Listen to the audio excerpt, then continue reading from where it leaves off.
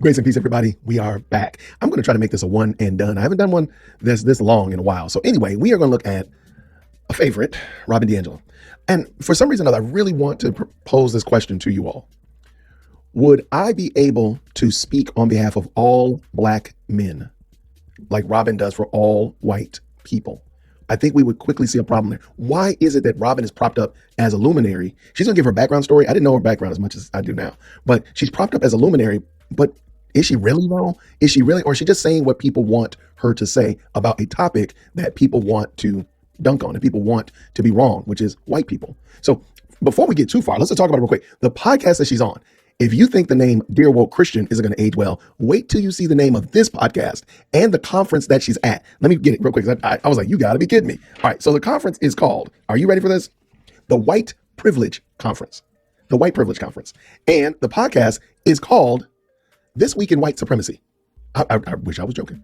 I wish I was joking. Would there be a podcast called This Week in Black Ratchetness? Would there be a podcast called that? Would there be a Black Ratchetness podcast or conference? Would there be one of those? I just really, truly am asking a serious question. I'm not trying to be funny. Would there be? Wow. Anyway, we're going to jump into this. There's a lot of stuff in here. Robin's being interviewed at this conference called the White Privilege Conference. So let's go ahead and let them jump in. Let's go. Which is just wild to me. I've had my cars literally tarred and feathered. They brought feathers. Madness. That's wild. Who has the time for this? Obviously, angry white people have the time. Car insurance must be high. So, can you introduce yourself, please? Sure, I'm Robin Diangelo. I'm a former professor, and currently I write and speak on issues of race with a particular focus on white racial identity. Why does she get to do that, though? Why does Robin get to speak on behalf of white people? I'm pretty sure in the comments, in the chat, there are people of less melanin who Robin doesn't speak on behalf. Why does she get to do that? Why does she get to do that? And she says some pretty damaging things. Why is that allowed? Under no other circumstances would that be allowed. And some of the stuff I borderline think would be called slanderous. If not libel, is definitely a problem, but it's a lie no matter what. But let her finish, Jason. Nice racism, the forms of racism that well-meaning white people perpetuate 24/7. Wow. How in the world can she get away with that? Now, they're just eating this up like fat kids eat cake. But watch this, so let them go. You are the person that coined the term, and because it's like you experience things, and as a Black person that I'm originally from the South Side of Chicago. Keep that in mind. I want you to remember where these people are from. Remember that, because the South Side of Chicago, if you do any informational searches, if you look around on Google and whatnot like that, the South Side of Chicago is a pretty happening place. Let's just say it like that. I'm just finding it interesting, and you'll see why in a moment. And moved to a suburb of Pittsburgh called Monroeville. So I went from a almost 100% Black experience to almost 100% white experience. And I think when we interact with white people and like race comes up or certain topics come up, then we see them kind of cower or go away from that or not. Like it was always like, how do we describe that? And you came up with the term White fragility. White fragility. And it immediately harkens back. I don't know if you're familiar with the comedian Paul Mooney. No. So Paul Mooney has a comedy album called Race. And Paul Mooney is a legendary comedian. He passed away, may rest in power. He wrote a lot with Richard Pryor. But in this comedy special, he comes up and he immediately just starts telling jokes about white people. And they start walking out of the show. And he's like, there they go, like little white rabbits, there they go. And he was saying like, they are like laughing at everybody else is cool, but when it comes to you, now all of a sudden you have this kind of fear or inability or you don't want to confront, whether it be the past, whether it be current racism. So where were you? Okay, let me get that. Let me jump in there. Because somebody laughs at ethnic jokes, that doesn't mean that they want to necessarily, or because they laugh at one ethnic joke, doesn't mean that they won't laugh at one about themselves. Most people are easygoing and they don't take themselves too seriously. However, when that's all that you do, then in fact, I do see why that could be problematic. If that's all your shtick is, and we're going to hear Robin in a moment, that's all her shtick is to talk about white people because she is a white person and she feels that because she says white people are bad people, she gets a pass for being a bad white person. It doesn't make sense. It makes no sense whatsoever. But let her continue. Let this go. Let's go. What room of the house were you in? Or what experience caused you to say, this is white fragility, coin that phrase, and then want to introduce it to other people at your own peril? I was in the hall outside of a room filled with white people who ostensibly are there to learn about their racism, but by God, don't let me know about my racism. Right. And I want to know about other people's racism, but not my own. Because you're making an assumption from the word go that everybody who's of less melanin is racist. And again, they're demonstrating a level of partiality. I'm going to use the biblical term partiality. Well, guess what? We all do. Every host on the show is black. So by default, they have shown a level of partiality to white hosts. Every host on the show shares the same viewpoint concerning white people. So they're not being impartial. Sometimes it's okay. A lot of the time, we all are partial at times. That's not the issue. The issue is to say that one group is doing it far more than another, and you have no proof, no evidence in play. That's the problem. And I was just in the hall and I was frustrated, and it just, out came that term, white fragility. And let me just be really clear. I mean, we're fragile in the sense of how little it takes to cause us to melt down. Yes. But it's not fragile at all. That's very interesting, because if Robin Diangelo called anybody at that table the N-word, she would see how quickly they would melt down. I for the life of me, I don't understand how she gets to do this. And I'm sorry, people of less melanin, y'all should stop this woman from being your spokesperson, because she's speaking on your behalf, and she's going on platforms, and she's going and speaking at conferences and whatnot, and lecturing and telling people that this is the way white people are. Y'all need to stop letting this person speak on your behalf. Its impact. It's fragile like a bomb is fragile, or fragile like broken glass, right? Because black people don't have any fragility. Black people are not at all emotional. Black people are not at all defensive when you falsely accuse them of something. Nope, not at all. We're easy like Sunday morning all the time. No problems. Because it's backed by the weight of legal authority and institutional control, and it functions, I think, as a form of everyday white racial bullying. Right. Okay, so somebody asked her to explain what that meant. She just said that it's backed by the legal. Let me back it up just a taste. Ask her to explain this. Fragile like a bomb is fragile, or fragile like broken glass, right? Because it's backed by the weight of legal authority and institutional control. Legal authority, institutional control. Explain that to me. Show me point blank where I can clearly understand by looking at it without you coaxing me to understand it. Let me see it. Point it out to me. I would love for her to do that. And it functions, I think, as a form of everyday white racial bullying. Right. She does try to get away with using I thinks statements, but I've heard her, and you've heard her as well, in other situations where she speaks authoritatively on behalf of white people. Make it so miserable for you to call me in that most of the time you'll just say, you know what, it's going to get more punitive, not less. I'm not going to go there. And then we stay in our places, and it protects the status quo. Where does that happen, Robin? Could you try to tell me that black folk don't pitch a fit and don't want to be called out? Or is that what you want me to believe?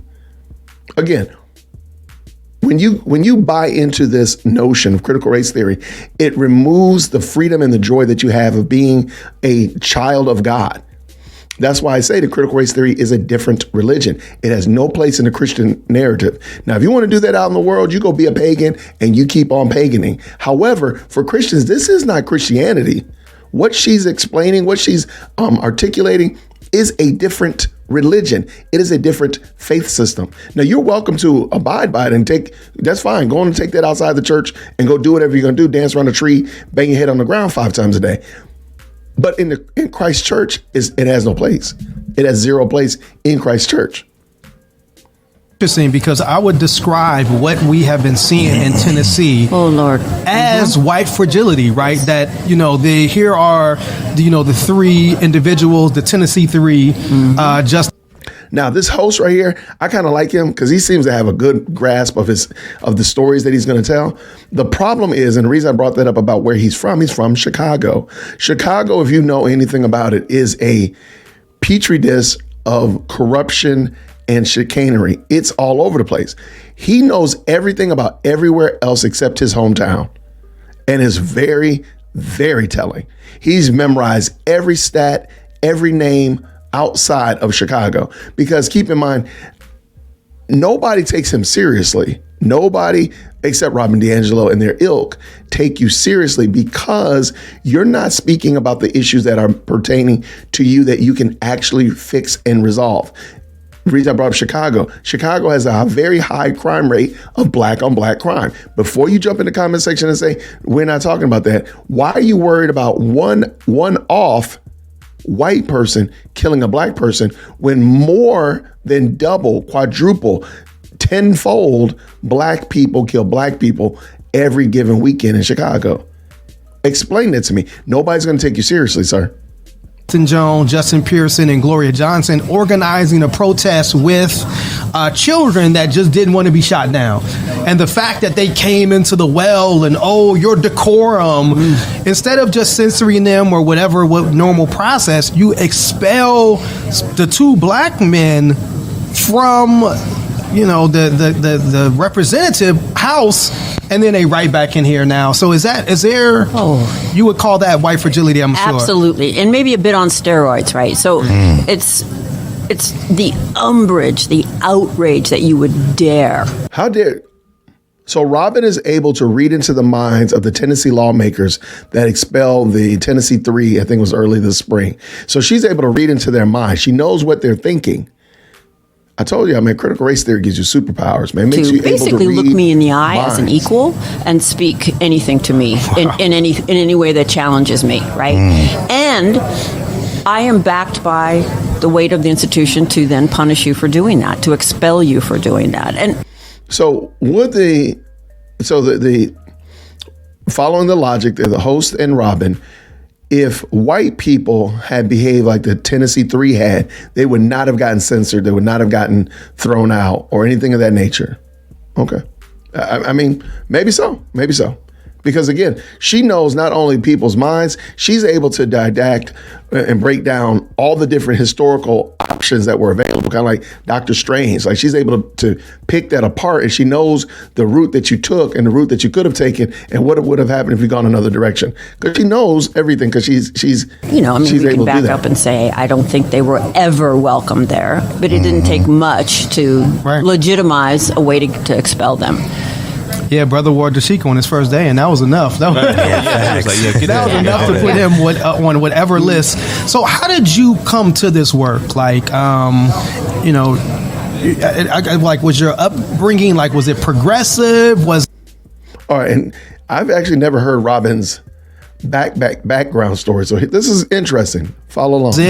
Was your household racist? So how did you get to a point where you started to say, I want to analyze how white people look at race and look at the world and how they use their position of power to oppress other people? Yeah, well, first let me just say I think all white people's households are racist because we're in a racist society. So yes. Racist society. One of the things with this notion is that you remove the responsibility for your actions. They're outside of you. Whereas scripture teaches that sin comes from us. We are the problem. So rather than deal with the situation that I have inside of me, Robin has made systems. So not like the camera in front of me is racist. The lights and the walls and is racist. That's insane. It's the people.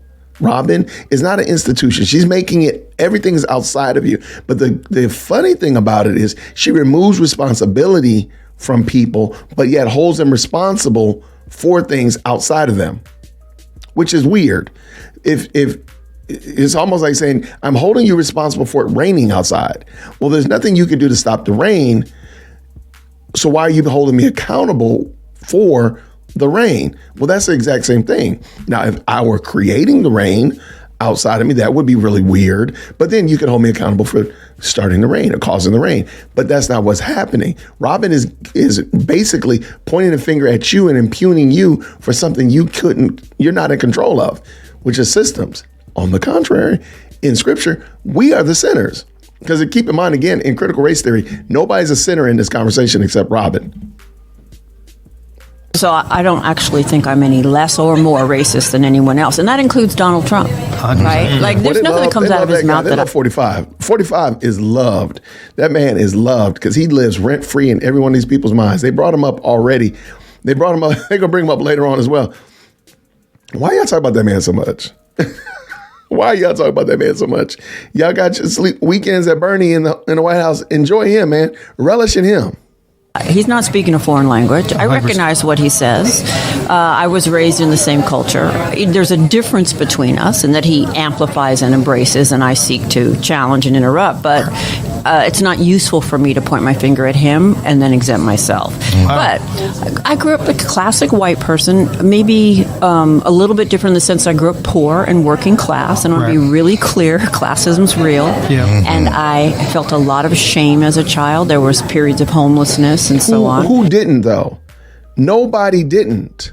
Robin, unless I'm pretty sure I'm gonna speak on behalf of everybody at the table. It's 4 people at the table. They probably all had some level of that. You're not unique, Robin. But watch this. There are people of less melanin watching this content that also have the exact same experience. You're not unique. Poor happens to people. It's not something that you have a corner market on, or you have control over it. You don't. It happens to people. It just happens. And I also always knew I was white. Yeah. Please. I knew it was better to be white. Yes. And you wouldn't look at me now and know that I was raised poor. Poor whites don't have less racism than wealthy whites. We just manifested differently. Right. That is the dumbest statement in the world. So again, she just knows that everybody who's less melanated has racism, has animus toward people of high melanin content. Just because. There's no other reason but because. That's it. How does she know this? Y'all need to start asking Robin some more questions, because this is just insane. In a different position, right? So like most white people, I was urban poor. But what did that mean? That meant that in my early life, I was around people of color, but upward mobility would always take me away, right? I mean, white people measure the status of our environments by the least amount of black people. Wow. I've never heard that. I've never heard that before. That is the most ridiculous statement that I've heard in the last 5 seconds.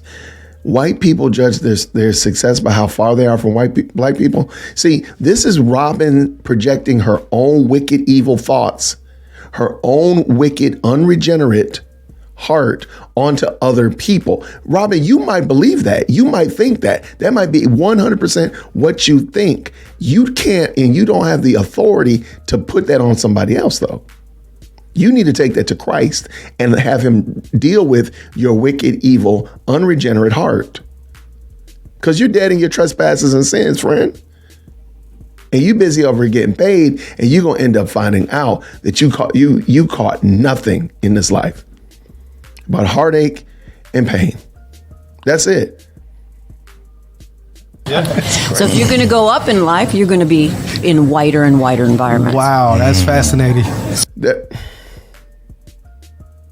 So there's no upwardly mobile black people.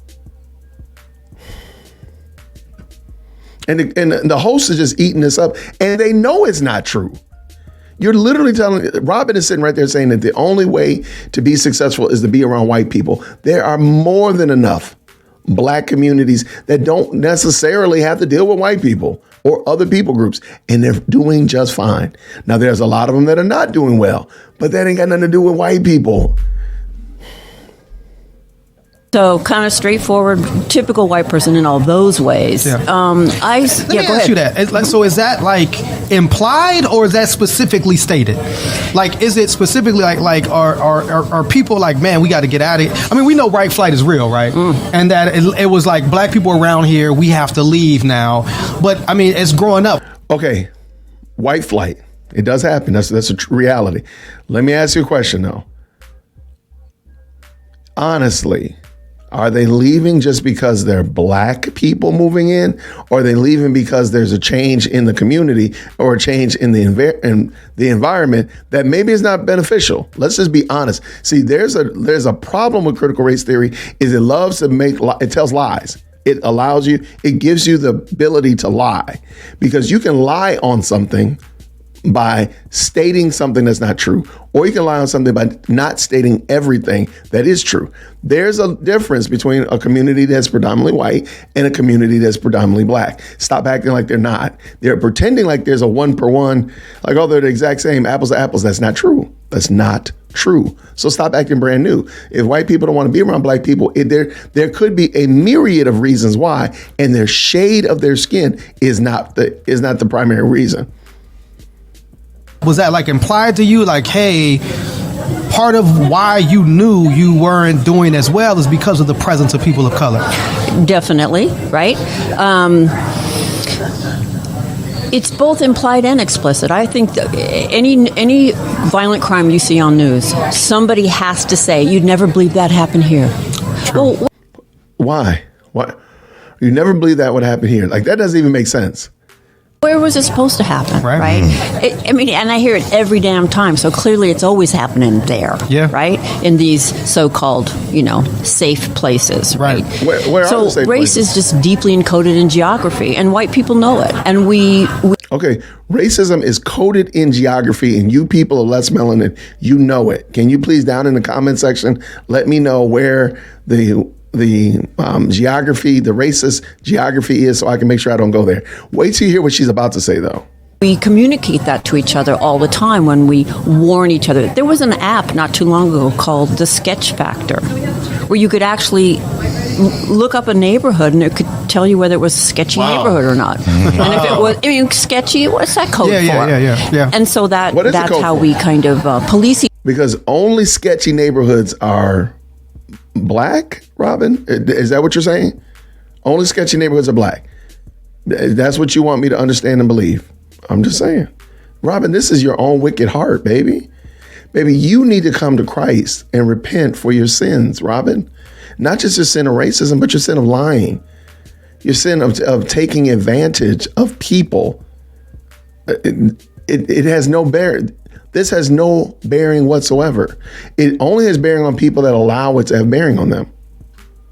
But Robin, you're still going to be held accountable for your wicked, unregenerate heart, because that's what you're projecting. Each other to maintain segregation. And I think it's explicit, although I didn't come out and say black neighborhoods, but I do have a fascination. She said she thinks it's explicit. Well, baby, if they didn't say it, then it's not explicit.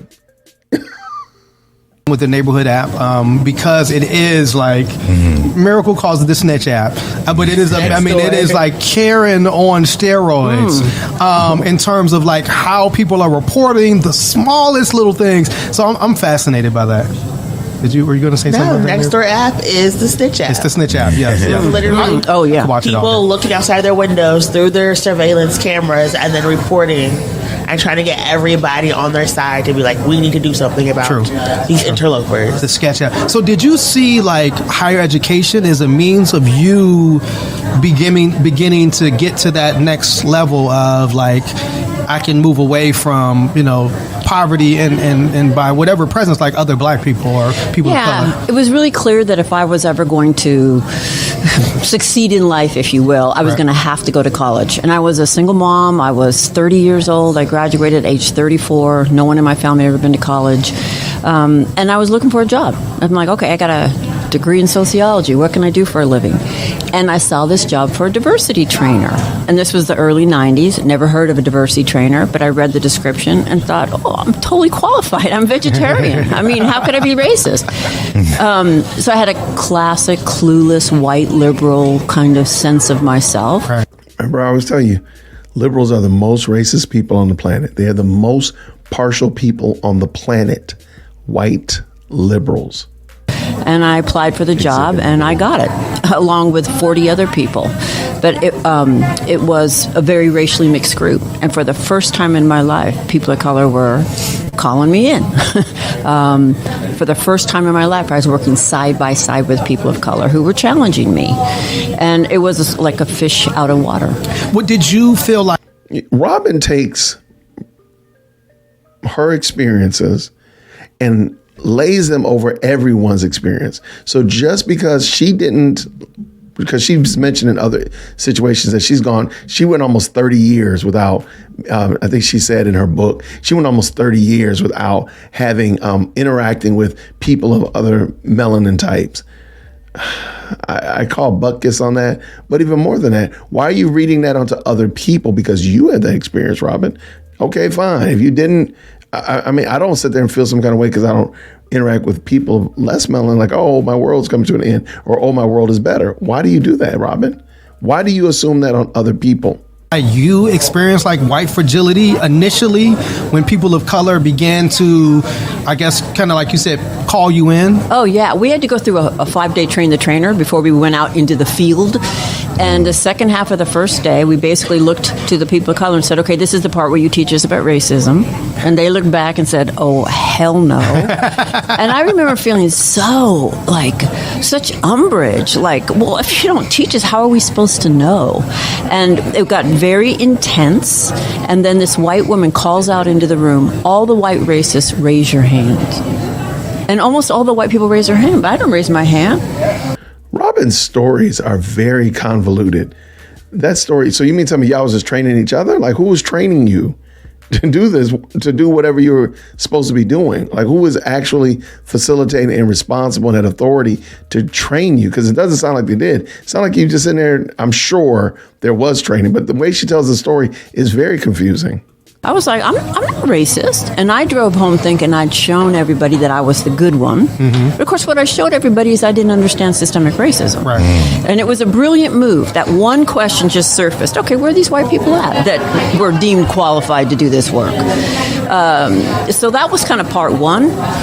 I mean, to be very clear, I'd raise my hand today. Yes. Part two was going into the workplace side by side, usually with a person of color, trying to talk to sometimes 100% white workplaces about racism. And the hostility was off the hook. Because, Robin, have you ever considered, do you make room for the fact that these people actually are not racist? Do you make room for that? Do you give yourself any room to believe that, you know what, these people might not actually be partial. They might not hold animus in their hearts toward somebody else for no other reason but their externals? It's possible. Do you make room for that, Robin? Do you make room for that? That these people, these white people, might be just living their lives. They might just be minding their own business. Do you make room for that? Because it seems like, again, you know everything about these people, but you don't. And you seem to be able to speak very authoritatively about people that you don't know. That seems problematic. And why is that being allowed to happen? And nobody say, hey, that doesn't make sense, that you're speaking on behalf of other people and you're not that other people. I'm just wondering. And the white fragility and the fucking meanness. I mean, we can be really mean. And I would drive home with this. Because nobody else can be mean. Nobody else is mean. Co-facilitator and just, bear witness to that pain that they felt. And all of that was just basically rocking my world. Wow. And after 5 years of that, I mean, the average white person for a living doesn't walk into rooms of other white people and talk about racism. Yeah, true. So because other white people are minding their business. I recognized that was extraordinary, and I went on to get my PhD. So unlike a lot of academics, I went from practice to theory, not theory to practice. And then I just started writing about the everyday manifestations. White fragility is one of those. It was some academic article tucked away in a journal somewhere. I didn't think anybody ever saw it. I wish they had. And one day, a black man writing an op-ed in my local paper quoted extensively from it, and it just exploded virally. Wow. And I began to get emails from people around the world saying, you put language to something that I've experienced. And this year was what year? 2012. Okay. So 2012. So when, and I kind of describe Trayvon as. So I want you to hear, this is the part where he's going to rattle off tons of names, but none of them are going to be black on black crime in Chicago. But let him finish. Our generations, like Emmett Till, and I remember like what that, his death meant and how it like shook people and went all around the world. So is that the point now, because people were contacting you, that you felt like you wanted to expand on the idea of white fragility and write a book about it? Yes, and put it in, make it more accessible, because journal articles and academic speak, and I wanted to make it accessible, and so I wrote White Fragility. It debuted on the New York Times bestseller list. It stayed there for 3 years. And that comes out around what time? 2018, actually. Oh, wow. Okay. There's a lot of kind of misinformation out there that it came out during the summer of 2020, but it was already on the list. Right. And so, but I remember, just as somebody that is, as a black person, like experiencing what was happening, because I remember, Trayvon in 2012, and I kind of look at it as like when these police murders were happening and how they kind of begin to reshape the conversation. So it was Trayvon in 2012, it was Michael Brown in Ferguson in 2014, and also, and then it was 2016 where we had Eric Gardner, I think is in there as well. But I remember 2016 was the brother from Louisiana. 2016 was what's brother's name from Louisiana, and it was my brother from Minneapolis that were killed as well. And I want to say 2016 might have been Tamir Rice at the same time. That might have been 2014. I mean, they all start the. So the reason I find it interesting is he can rattle off one-offs, police officer, unarmed person, or an unarmed suspect, however you want to phrase it. He can find and rattle those off, but he has nothing to say about his own hometown. Just interesting. Just seems interesting to me.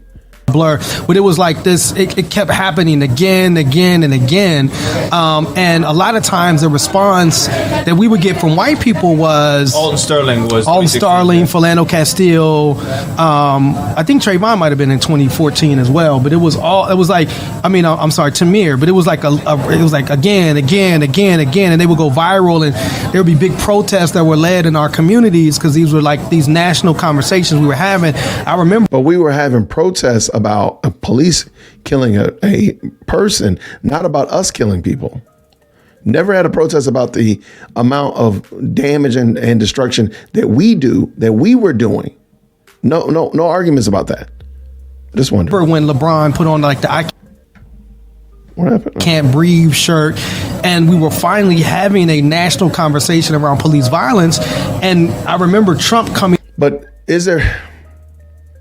we're having a national conversation about police violence, but we're not having a national conversation about our violence. Because again, there are far fewer individuals killed by police officers than there are killed by individuals. Why are we not having a conversation about that? I'm just wondering. And people were more comfortable talking, even saying the word white supremacy. It was a time where people would be like white supremacy. They would like whisper it.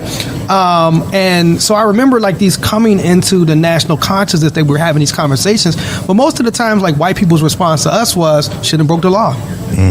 Oh, if it didn't broke. Why did Tamir have a toy gun, as if there aren't like white youth with real guns like walking around every day posing for pictures, and that's never an issue. So when you put it out, are posing. I would love for you to show me white youth walking around posing with guns on a regular basis, and I will show you from Chicago 2 for every one that you show me.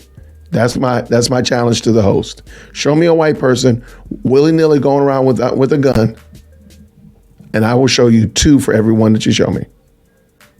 And you got with Michael Eric Dyson, who writes stuff like, did you know, like, were you prepared at like that level of impact? Did you want to have a conversation Or did you feel like that the white fragility, I mean, it's kind of like a glass breaking. Did you feel like you were going to trigger white people to the point that you did? Not especially in the sense that for 20 plus years, every single day I do walk into rooms with mostly white people and break with white solidarity and experience their white fragility. And so it was just at a much more amplified or visible level. Yeah. A lot of your biggest pushback came from other people in academia. Like right now, I think one of the largest topics of last year and carrying into right now for academia and education and a public level is CRT, right? And this was kind of like the precursor to that. Introducing this as a platform of white fragility then gave way to show how fragile academia is, how fragile educators are, because you're forced to reckon with the fact, I have black students, I have brown students, I'm a white person teaching this, and my history no longer makes me comfortable to speak about. However, I'm using that as a tool to oppress these black and brown students, to not let them learn about their own education, their own histories, and everything like that, right? So how do you feel right now about Derek Bell being kind of, crucified in the media? If not him, then his theory from Pittsburgh. From Pittsburgh, yeah. And had a deep influence on my early thinking on all of this. Faces at the bottom of the well.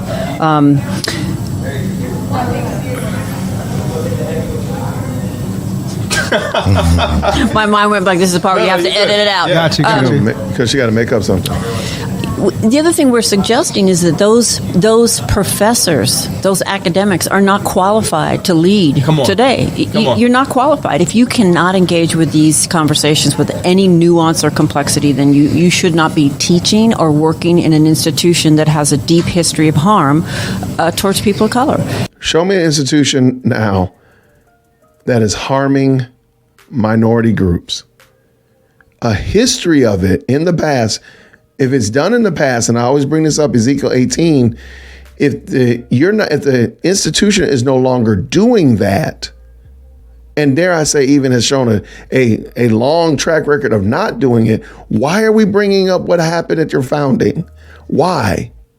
Oh, because that's all we can do. This is a grievance gospel. This gospel that they teach is a different religion, and it's a grievance gospel. It only looks for what's wrong. It only looks for how it can find a one up as it relates to something being wrong. Finish up, Robin. Finish up. Yeah. And basically, all institutions have a deep history of harm. 1,000%. And particularly academia. So, here I am, this arrogant, unfortunately not humble, academic, and you're telling me I'm not qualified for my job. So one thing about that, I was a teacher for 7 years, right? And my last year as an educator was 2018. And I visibly remember being in the teacher's lounge and having a couple white women come in pissed off about your book. I remember, and I was a K through 8 teacher, right? So, and you're at a predominantly black school. So our student population was like 96%. That's heartbreaking. So I remember having these conversations with these teachers, and we're face to face in teacher lounge, eating a tuna salad or something like that, whatever they was doing. And I was like, why are you here? If this concept makes you so upset, why are you here teaching these children? Well, because I don't see it as no. Answer my question. Why are you here? And I remember being reprimanded by my principal for. Maybe it's because, again, what you're saying is not true.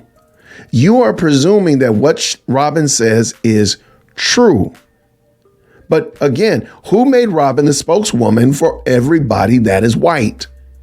Who did that? Because clearly they didn't give everybody the memo. So the problem is people don't actually like being lied on. That's the problem. I don't think this young man fully understands. People don't like being lied on and being said something that is this egregious. They're just minding their own business. That's the part that bothers me, is that these people probably just minding their own business. They wanted to work in an inner city school. Maybe they want to work there because they want to get their student loans paid off. Maybe they worked there because they really wanted to help. Maybe they saw that they felt like they could make a difference by maybe showing children who was a 96% black population that there are white people that want to work with them and want to help them. But then you introduce a book to them that says that everybody's racist and no matter what you do, you're racist. Yeah, why would they not be upset? That should be a much better question. Why would you not be upset about this? Should have been what you were asking, sir. For trying to force this conversation of, if you feel so strongly about the concept of white fragility, and these are white women coming in saying things like, this is after Trump was elected. Boy, go Trump again. His grab wasn't that was innocuous. A lot of the other things he was saying were innocuous. It wasn't harmful. But the things that Biden has said were irrelevant too, right? I guess. I never hear y'all talk about, if you don't vote for me, you ain't black. I never hear y'all talk about that. But all of a sudden you're like, oh, you're all concerned about women. You're all concerned about protecting women, but you play music that doesn't project that. You play misogynistic music, but you talk about Trump's alleged misogyny. You talk about racism, but you don't talk about Biden's outright and overt racism. I'm just wondering how I play. How does the game work? Because it just seems like there's a lot of weird rules. This is like some intergalactic Calvin ball that doesn't make sense. Was things that we say all the time in the teachers' lounge. So why are you here teaching black children? That became the question. And me asking that brought out white tears and just showed white fragility. And then my principal actually... I wonder if somebody could get away with black fragility. Like, look at Philadelphia right now, the riots that are going on in Philadelphia, and call that black fragility. Write a book about black fragility and go to, a 96% black school and talk about black fragility. They come to me and say, yo, you can't ask these questions. Well, me as a black male educator in a student body that's 96.1% black, I feel like I'm deserving to know these answers. Because now you're making my experience invalidated, and you're also coming at me as a black person. Yeah. Right? And that's the irony, right? The very title, the very concept triggers white fragility. I had somebody write me and said, I felt like I was being screamed at while I read your book. Good. Come on. Oh, wow. Facts, like it was all caps. Exactly. You had a question, Miracle? So with your book, you also have about being accessible, kind of a workbook for people to learn and to engage. What caused you to say, like, y'all, I need to break it down even more and give y'all a whole workbook to learn a little bit about these concepts? Well, I'm a big believer in affinity work. It's titled different things, caucus work, right? White awareness, that white people are not raised to be in good shape to have these conversations. And what a lot of organizations say do, it again, please? They got to work out. Say that one more time, please. Got to do some white fragility push-ups.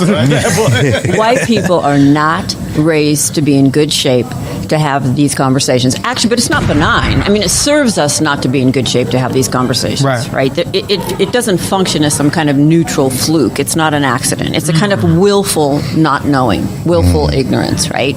And what a lot of maybe, or just maybe, again, I just asked the question, do you leave room for the possibility that people are just minding their own business? I'm just wondering, do you make room for the possibility like, hey, these people probably are minding their own business, taking care of their own families, building their own wealth, helping to grow their community, supporting their church? Do you ever make room for that, and maybe they're not sitting there hand-wringing about other people groups, Robin? Because again, Robin is saying this as the grand poobah of all white people, but who gave her the ability to do that? Organizations do is they throw us all in the same room and say, talk about race. Right. And if I've never in my life even reflected on what it means to be white, I am going to do so much harm in that room. And I've had so many all you're people. going to do is defend your whiteness. I'm not Trump racist. I all have over black you. friends. I'm not racist. I listen to hip hop. I'm not racist. My daughter dates a black kid. Like, you know what I mean? Like, those are always the knee-jerk responses to it. Yeah. Proximity, right? The evidence white people give is absurd and ridiculous, and it's unconvincing. I have a black neighbor. I wave at her every morning. Right. Well, let me ask you a question. What are they supposed to do when you make a unfounded claim, because you can't prove a negative, so they can't prove that they're not racist? So what are they supposed to do? Because again, I propose that you're lying on them. You don't have evidence that they are actually racist. And just minding your own business, having a different culture, doing things that white people do is not evidence of white fragility or racism. It's not partial. So what should they do? It's ignorant. I have a husband, and that didn't free him of sexism just because he loves me, right? I mean, we're swimming in the water. So again, Robin is using her own stories and laying those on everybody. So just because she had some kind of marital issues, that's everybody else's issue. Every white woman has got the same problem because Robin had the problem. Where is this happening at? Yeah. If you understood white fragility, then it would set you up, hopefully. I think about it almost as it's tilling the soil. The soil is hard, right? And you got to soften it. And if my voice will help soften it before they can hear yours, then I'm going to use my voice. So it's a both end. I'm very clear that in order to decenter white supremacy, you have to center it, and but center it differently than it remains centered now. In other words, you have to expose. That is the most Ibram X. Kendi statement I've heard in my life. Decenter it by centering it, but it has to be centered differently than it is centered now. That is the most Ibram X. Kendi statement I've ever heard Robin say. Expose it. And in the exposing, you're centering it. It's kind of a loop that I don't see any way out of because we're inside of it. Yeah. So I do my best to stay in my lane, to lead people to the thinking, writing, and leadership of people of color. And the reality is they're going to hear it maybe first, more openly from me. And then, it's not the only book anybody should ever read, and I don't think it is. Yeah. I don't think anybody should read it at all. Over the last 5 years, there's been 62 books about race on the New York Times bestseller list. Oh, wow. And 59 were written by black people. So it's actually not true that they're only listening, right? Because Ibram Kendi was right up there with me, Ejio Luma. It's challenging. Right? I don't know any way out of it. I just try to get it as right as I can, as often as I can, by as many as I can, and then just breathe through and do your best to incorporate feedback. I'm not. Can you imagine if everybody got paid to do anti-racist work that, like, for a living? You're not going to get your paycheck if you're not integrating anti-racism into your work. I mean, because this is a cult. This is a cult. This is not what we're supposed to be doing. It's not. I mean, let me be clear that I live, love, work, play, create every day in a racist society in which I am comfortable. So talk about being in bondage. Talk about just living a life of not to the fullest. When you say that literally I live, work, play, eat, sleep in a society that's racist, like that's all you're focused on. That's all you're focused on. When you think about the fact that races don't even exist, there are no races. You're sitting there wasting your entire life, Robin, on a phantom. You're wasting your entire life chasing after smoke, trying to capture smoke in your hands. That's it. And you're missing out on the wonder and the joy of being free in Christ. Because you could honestly repent for your sin, Robin. I'm going to stop. This is the end of the video anyways. She's just going to yammer for 10 more seconds. But Robin, you could completely give up your own wicked, evil, racial, partial heart to Christ and have him regenerate your heart by the power of the gospel and be born again from above. And Robin, you would no longer have to look at somebody with less melanin, high melanin, middle melanin, anything like that by any other standard, but by ones that God has made. My brothers and sisters in the Lord. But you choose this foolishness. You choose this rank insanity and to keep this grift going. I feel sorry for you. I really do. I hate it because I don't think that I don't think anybody cares enough for you, Robin Diangelo, to tell you the truth. I don't know if anybody's ever told these 4 hosts of the show This Week in White Supremacy the truth, that they are lost in their sins and transgressions apart from Christ. There is no hope apart from Christ. It doesn't matter if you do the work. It doesn't matter if you read the books. It doesn't matter if you upend the culture. Smash the patriarchy, do away with white supremacy. All of that stuff will be in the trash bin of history, and you will stand before a holy, just, and righteous God and hear, depart from me. I really hate it because there much better could be done. Much better could be done. Sadly, I don't know if it will be. I don't. Anyway, everybody, thanks so much. Down in the comment section, let me know what you think about it. Feel free to let me know if you do know who it is that gave Robin the ability to speak on behalf of all white people. Let me know who they are so I can tell them maybe they need to take that power back because Robin's really wilding out. Whatever. Anyway, you like it, you don't like it. It's a one and done, and it's going up. Catch you later. Grace and peace.